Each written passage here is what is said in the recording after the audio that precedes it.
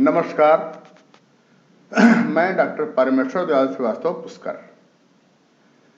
आप आज देख रहे हैं उत्तर प्रदेश के विंध्याचल मंडल में सोनभद्र के खिरिष्टा गांव की दास्तान, जो हम आपको पूरा दर्शाने और दिखाने जा रहे हैं। देखें आप, जिस समय शैलचित्रों का विकास हुआ, जहां रहने को गुफा, पहनने को खाल और छाल, खाने को वन संपदा और शिकार, ये संसाधन हुआ करते थे। पीने के लिए पानी, ये नदियों की तलहटी का इलाका है।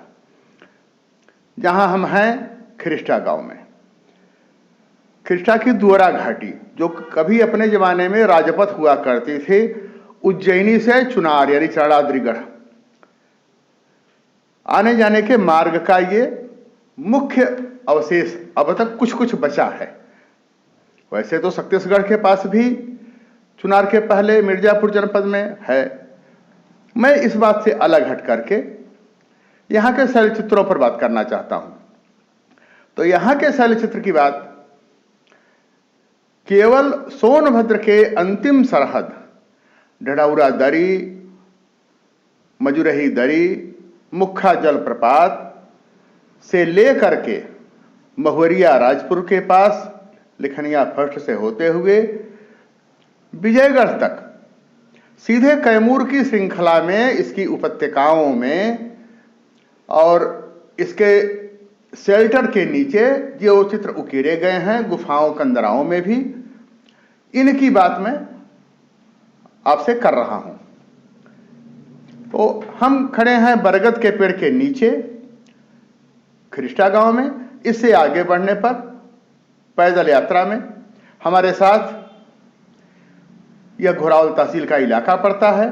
घोरावल तहसील के माननीय उप जिलाधिकारी रमेश कुमार जी, माननीय क्षेत्राधिकारी अमित कुमार जी के साथ पूरी टीम गांव गिराव जनवासियों, गिरिवासियों की, संभ्रांत लोगों की, गणमान्य जनों की पूरी टीम साथ में है हम लोगों के। एक तरह से यह मान के चलें कि यह जंगल का इलाका है जो मध्य प्रदेश की सीमा को स्पर्श करता है। पूरा सोनभद्र का यह अंचल, सोनभद्र से पश्चिम का भाग भी पूरा सीमा को स्पर्श करता है मध्य प्रदेश से। तो यहां पर काम्बिंग भी जन समुदाय के सहयोग से एक चल रही है। अब हम आते हैं मूल विषय पर, शैलचित्रों पर। तो यहां के शैलचित्र जो हैं, पुरापाषाण काल, मध्य पाषाण काल और नवपाषाण काल, तीनों तरह के चित्र यहां पर तो हैं ही। ताम्रपाषाण काल के भी चित्र हैं, जब भाषा का ज्ञान नहीं था, लिपि का विकास नहीं हुआ था। तो जाने अनजाने ज्यों-ज्यों बुद्धि कुछ प्रखर होने लगी आज मानवों की, अपने कालखंड का इतिहास इन्होंने चित्रों के माध्यम से उकेर दिया, जो एक वर्णी, द्विवर्णी, बहुवर्णी तीन तरह के चित्रों में हैं। तो पीतवर्णी भी हैं इसमें। हम बात करें यहां के शैलचित्रों की, तो क्रमशः की स्थिति में यह भाग आर्यावर्त का प्रवेश द्वार, जिसे हम कह सकते हैं, शिवद्वार का इलाका, शिवद्वार यानी गुप्त काशी, शिवद्वार गुठानी से लेकर के मुख्या जलप्रपात कड़िया तक, कभी द्वितीय काशी के नाम से गर्भ में चर्चित रहा है। तो शिवद्वार से हरिद्वार, हरिद्वार से स्वर्गद्वार, उत्तराखंड तक की बात। तो उत्तराखंड में भी शैलचित्र हैं। गढ़वाल मंडल में यद्यपि काफी कुछ ध्वस्त हो गए पहाड़ों की वजह से, पहाड़ गिरते गए, धसकते गए, दरकते गए, लेकिन कुमाऊं मंडल में ज्यादा चित्र हैं अभी भी आदिमानव के बनाए हुए। तो यहां से लेकर इस देवभूमि से लेकर के उस देवभूमि तक हम दोनों देवभूमि की बात कर रहे हैं। अब इसमें देखें तो इससे बाहर की बात, अफ्रीका में बहुतायत में चित्र पाए गए हैं। तो ये अलग कालखंड के हैं। अब इसके वृत्तांत में हम जाएं, ध्यान से पूरे वार्ता को आप सुनिएगा, देखिएगा, क्योंकि यह काफी चीजें हैं जो अभी परिदृश्य पर, पटल पर नहीं आ सकी हैं। इसलिए इसके लिए जानना और सुनना जरूरी है। यह आग्रह है आपसे। तो आदि मानवों के पास कुछ उत्तम चित्र रेखांकित और चित्रांकित करने का समय रहता था। अनेक गुफाओं की दीवारों और जिन पशुओं का कंदरावासी शिकार किया करते थे, उनकी बारीकी से उत्कीर्ण और रंग चित्र भरे हुए ये लोग मानवीय आकृतियों एवं मानवीय क्रियाकलापों, ज्यामिति तक के डिजाइन्स को प्रतीक के रूप में बना दिया करते थे।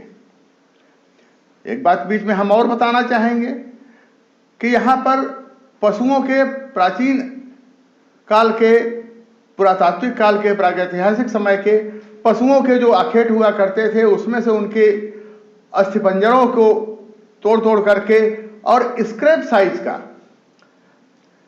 जैसे काटने के लिए जो बनाया जाता है, तो स्क्रैप के लिए धारदार, नुकीला और फिर समतल रेखा में नीचे तक, तो ये ऐसे बारीक बारीक हड्डियों के यहाँ पे अवशेष मिले हैं इसके पहले भी, जो ये साबित करते हैं कि यहाँ पर उनसे भी काफी प्रयोग किया जाता था।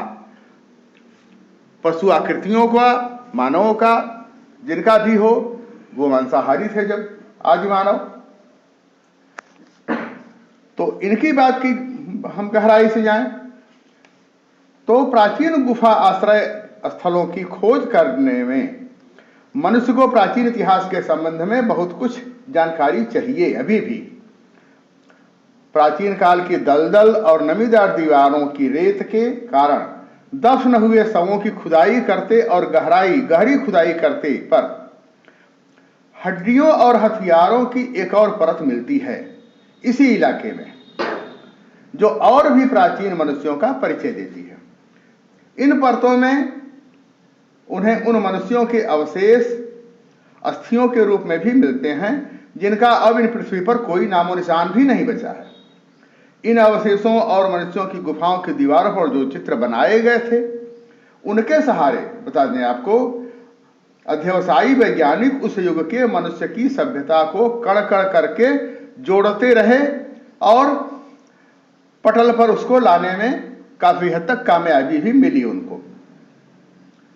आदि मानव ने शिला पर अपनी कलाई के निशान भी छोड़े हैं, जो कच्चे कोयले से खींची आकृतियों तथा हेमेटाइट नाम के पत्थर से तैयार किए गए अथवा पौधों से निकाले गए रंग से बनाए जाते थे।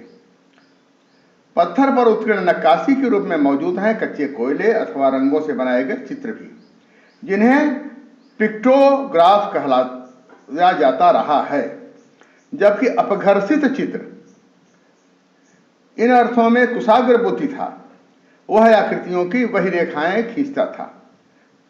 दूसरे पत्थर पर चित्रांकन किए हुए हिस्से को मिटाने में, जिससे कि यह चित्रांकन के लिए पृष्ठभूमि के रूप में प्रयुक्त होने वाले पत्थर की आकृति उभार सकें।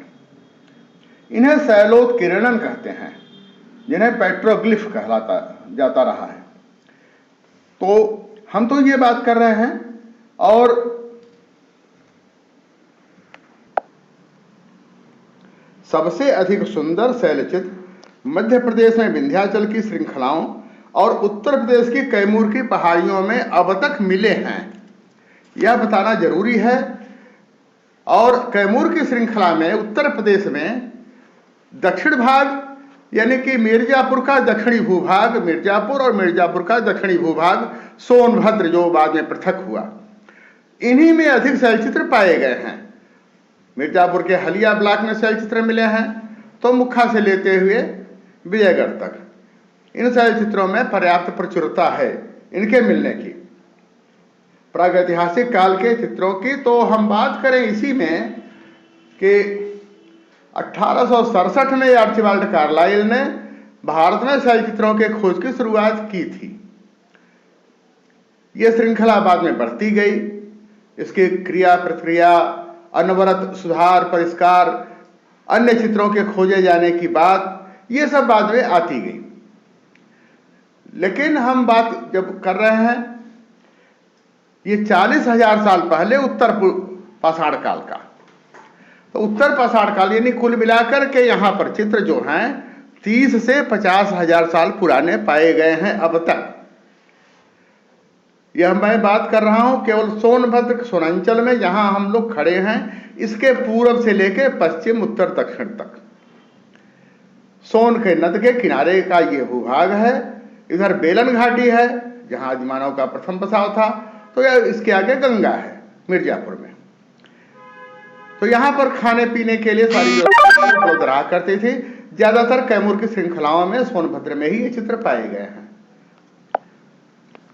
अब देखें ताम्रपाषाण काल की बात, भूरे रंग, बैगनी रंग, पीले रंग की बात। एक ही कैनवस पर हमें बताना चाहेंगे कि 3-3 कालखंड के चित्र यहीं पर जहां हम खड़े हैं, इससे बमुश्किलन 4-5 किलोमीटर पूरब खिरिष्टा से, तो यहां पर एक ही कैनवस पर तीनों कालखंड के चित्र रेखांकित किए गए हैं, उकेरे गए हैं। यह भी एक अपने आप में हैरत की बात है।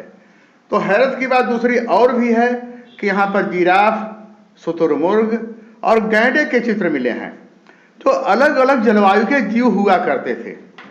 तो या तो साउथ अफ्रीका से कटाव में यह भारत की भूमि इधर आई हो बह करके, वहां पहले ये चित्र बनाए गए हों, या इस तरह के यहाँ पर पशु दिखा करते रहे हों जिसको देखा इन्होंने, और उसके चित्र उत्कीर्ण कर दिए। तो एक विशेष बात और भी हम कहना चाहेंगे कि यहाँ पर उड़न तस्तरी के भी चित्र हैं, जिससे ये यूफोके, जिससे ये महसूस होता है कि उड़न तस्तरियाँ पहले भी कभी आती थी।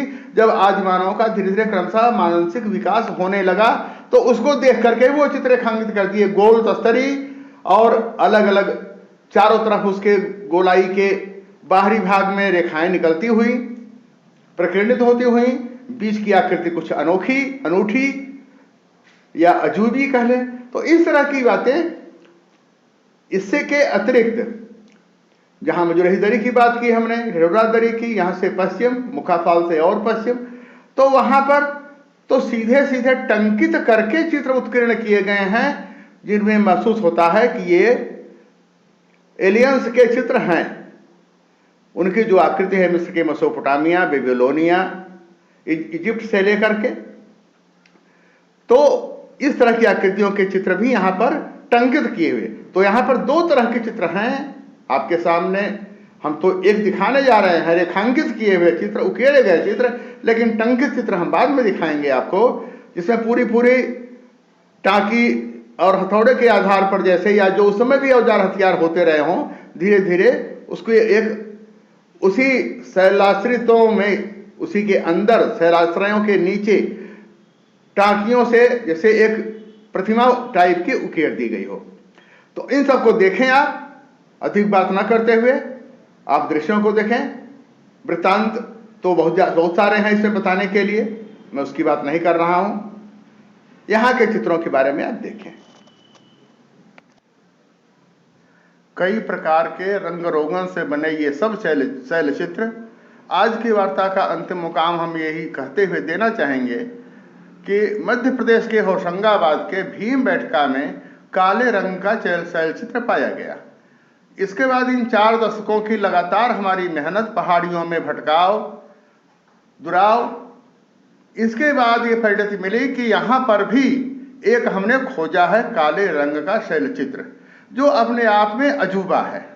वहाँ के बाद अभी तक और शैल चित्र काले रंग के नहीं खोजे जा सके हैं। तो इन सब की बात देखें आप, जानें। अभी और शैल चित्रों की अग्रिम पायदान पर श्रृंखला हमारी चलती रहेगी। अगले सोपान में जो है इसमें, उसको गहनता से आप देखें और विचार करें। बिहार के अंतर्गत आज हम लोग ग्राम खरीटा, विकासखंड घोरावल, तहसील घोरावल, जिला सोनभद्र की यात्रा पर हैं। रविवार का दिन है, छुट्टी का दिन है। आज पूरी टीम के साथ जंगल में काम्बिंग के उद्देश्य और जंगल के लोगों की समस्याओं को जानने के लिए और जंगल के जीवन को और आदिवासी जीवन को कैसे जीते थे, इसको जानने के लिए आज मैं उपजिलाधिकारी घोरावल अपने साथी सीओ घोरावल अमित कुमार जी के साथ जंगल में हम लोग आज यहाँ पे आए हुए हैं। और यहाँ पर श्री परमेश्वर दयाल श्रीवास्तव जी के द्वारा रास्ते में भोजन आदि की व्यवस्था और प्रधान जी शुक्ला जी के द्वारा रास्ते में पड़ाव पे नाश्ता वगैरह की व्यवस्था हम लोग इनके द्वारा किया गया था। हम लोग रास्ते में नाश्ता लिए, उसके बाद दोबारा घाटी के हम लोग छोर पे आ गए हैं। ये जो स्थान है आप देख रहे हैं, जिस स्थान पे जो हमारे आदि मानव थे, हमारे पुराने पूर्वज थे, वो जंगल में शिकार करते थे, जंगल रहते थे, कंदमूल फल खाते थे। और ये यहाँ पे इसको कोहबर बोला जाता है। और इस कोहबर में आकर के वो लोग रहते थे। यहाँ का माहौल ऐसा है कि अभी दोपहर की 12:30 बज रहे हैं, कड़ी धूप है बाहर, लेकिन सामने धूप है, लेकिन जब हम यहाँ बैठे हुए हैं तो कोई भी गर्मी का एहसास नहीं हो रहा है। और बहुत ही मंद मंद समीर बह रही है, ठंडी हवा, और पूरा मन जो है, पूरा तन मन पूरा पुलकित हो रहा है। ये उन पलों की याद दिलाता है कि जो है जब हमारे पूर्वज यहाँ पे रहते थे और जंगल में शिकार करने के बाद और भोजन को पका करके खाने के बाद जब यहाँ पे उनको आराम करने की आवश्यकता पड़ती थी अथवा बारिश और धूप से बचने के लिए उनको शेल्टर की आवश्यकता पड़ती थी, तो इन्हीं कोहबर में या गुफा में ये लोग रहते थे। और ये प्राकृतिक रूप से बना हुआ है और इन्हीं गुफाओं में ये दीवारों पर इनके द्वारा चित्रकारी की गई है। तमाम प्रकार के इसमें चित्र, जानवरों के चित्र बने हुए हैं। और मेनली यहाँ पर जो चित्र बने हैं वो शिकार को दर्शाया गया है। ज़्यादातर चित्रों में यहाँ पर शिकार को, जंगली जानवरों का शिकार करते हुए दिखाया गया है। इसके साथ ही साथ उनके जो दैनिक जीवन से संबंधित जो घटनाएं होती थी, उन घटनाओं के बारे में भी इसमें चित्र किया गया है। यह आदि मानव के जीवन काल की एक बहुत ही महत्वपूर्ण धरोहर है। इसको हम सहेज करके, संवार करके रखने की ज़रूरत है। यहाँ पर देखा जा रहा है कि कुछ लोगों के द्वारा यहाँ पर उसमें कालिक से नाम वगैरह लिख दिया जाता है। तो मेरा यही अपील है, क्योंकि ये हमारी धरोहर है और हम सबको अपनी धरोहर को सुरक्षित रखना है, संभाल रखना है।